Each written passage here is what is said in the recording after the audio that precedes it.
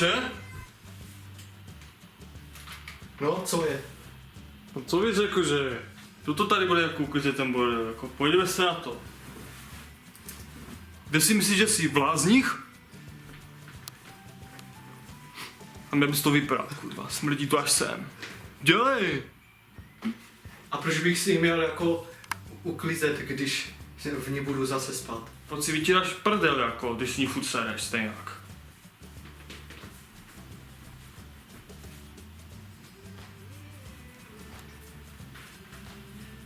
A dupej, není na to čas do rána.